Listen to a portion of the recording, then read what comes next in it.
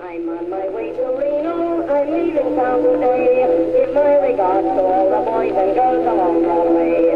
Once I get my liberty, no more wedding bells for me shall sing the battle. In the 1920s, Roy Curtis used his 8x10 view camera to document the little city of Reno between the mining boom at the beginning of the 20th century and the emergence of the gaming industry in the 1930s. In the process, he became one of Nevada's most important photographers. But he was even more. I'm Gwen Clancy with the Nevada Department of Cultural Affairs, and in our program today, we'll take a closer look at the work of Roy Curtis, who was using a camera very much like this one here to document Reno in the 1920s. Largely forgotten today, Roy Curtis could well be America's greatest little-known photographer. Interest in historical photography has never been greater than today. In recent years, rediscovered commercial photographers have become posthumous superstars of the international photography world. Curtis might well be the next one. What fascinates me about this picture is the beautiful detail, the embossed tin roof, and the things that you found then in a drugstore. Also looks like there may be an early effort at electrifying the cash register here with the drop cord that's run down. Roy Curtis fixed his lens on a range of subjects, including school classes, storefronts and interiors used in newspaper advertisements, mining and industrial views for annual reports to stockholders, and on-site portraits of the well-to-do. I think the exhibit is actually wonderful. The photography is spectacular, and the fact that they have now digitally enhanced these photos, it's wonderful.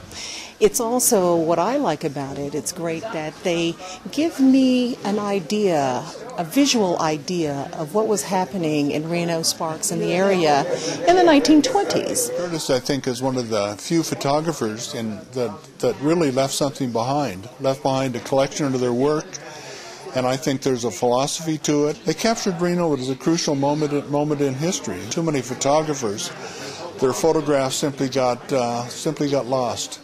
Somebody didn't think they were important and threw them away. So simply the fact that his legacy has survived, I think, is, of some importance. At the same time that he was chronicling the history of Reno, he was also raising his own work to the level of fine art. My favorite photos here today are the portraits. They're just wonderful. Although all of the photos are great, but certainly the one with the Native American mother holding the baby is, the tones are wonderful. The light coming in on her face is just almost perfect. Now this picture is a really good example. The gray tones, the white, the blacks are beautifully done, just beautifully done. It's just so crisp. The colors, the shades of black and white are so beautiful, and the tonal qualities are just great. Well, to me, Roy Curtis is actually a major forerunner of what became modern photography. Curtis is doing in the year 1918 and on through the early 20s what wasn't done in fine art photography until mid to late 20s. And the style that he created is virtually the same in many ways as what became the great fine arts work by people like Walker Evans. But Curtis goes way beyond what typical commercial photographers were doing at the time in terms of the setting up very complex images. For instance, here he has a cowboy with white hat, white shirt on a white horse in front of a dozen or so black horses. I mean, imagine how hard that is to set up. And of course, Curtis was working with an 8x10 camera so that he was setting it up on a tripod at a fixed position and a very slow film, slow shutter speed. So it's hard to get the kind of stop action that he succeeds in doing here with the horses fairly clear. And one of the things that he used earlier than many other photographers was a wide-angle lens in order to have more depth of field without the longer shutter speeds. One question that, we often think of with that slow shutter speed in the old days is like you couldn't move. So how do you get a horse not to flick its ear, or there's one moving its tail? Actually, films were getting a little bit faster by early 20th century, so that combined with the wide-angle lens, which had just become available to photographers of the time, he was able to get a much faster shutter speed than the 19th century photographers. Still not real fast. There's motion in the horse's tail, so the shutter speed was probably somewhere around a fourth of a second. And as if all that were not enough, of course, he manages to get the horse with a single white spot on the forehead to turn towards the viewer or the camera position, and captures that at just the right moment. This kind of perfection of catching the absolute correct moment became known as the decisive moment. And Cartier-Bresson in France was the most famous photographer to succeed in these kinds of split-second decisions as to when to take the picture. Another feature that is amazing about Curtis is how he takes very ordinary scenes and transforms them into the exceptional. In this scene we have a factory that is producing an engineering work that is producing a cyanide tank for the mining industry. It's to process gold ore. But in this photograph it looks like almost a cathedral, like it's a religious setting in which perhaps these people are involved in some kind of ritual activity rather than ordinary work. Curtis has a great ability to use dramatic blacks and whites, dramatic lighting. The high windows in the building, the sunlight filtering through those down to the bottom of the factory gives lighting sort of like in a cathedral with the high windows. And he notices this effect and uses it intentionally to create a dramatic image with dramatic contrast to black and white. In almost all of these, we scan the original nitrate negatives, nitrate negatives being the first plastic negatives, and unfortunately they also deteriorate through time. And so there's extensive restoration to be done on each of the negatives.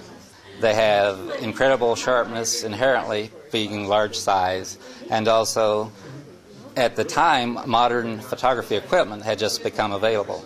So they're needle sharp, and they're just as good as anything today in terms of sharpness. So being able to scan those with a computer allows one to do even better quality actually than the original, because you can blow them up and capture more detail than was in the original prints. Lee Brumbaugh, curator of photographs at the Nevada Historical Society, has spent many hours studying Roy Curtis's work and preparing the photographs and accompanying text for public display. We include next an excerpt from his writings in order to better understand the significance of these photographs. Curtis's carefully composed images were more detailed than his clients needed, and at the same time more realistic than his clients might have preferred. In other words, Curtis was an artist.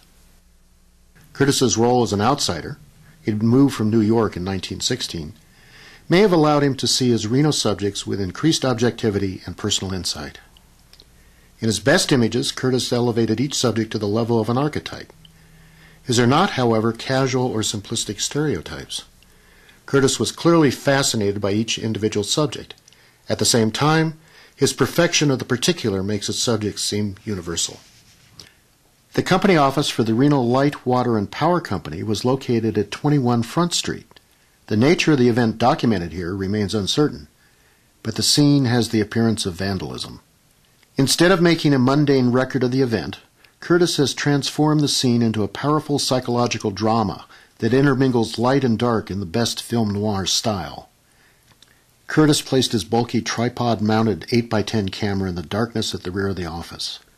His lens looks out on the demolished office and the shards of broken glass gleaming in the morning sun.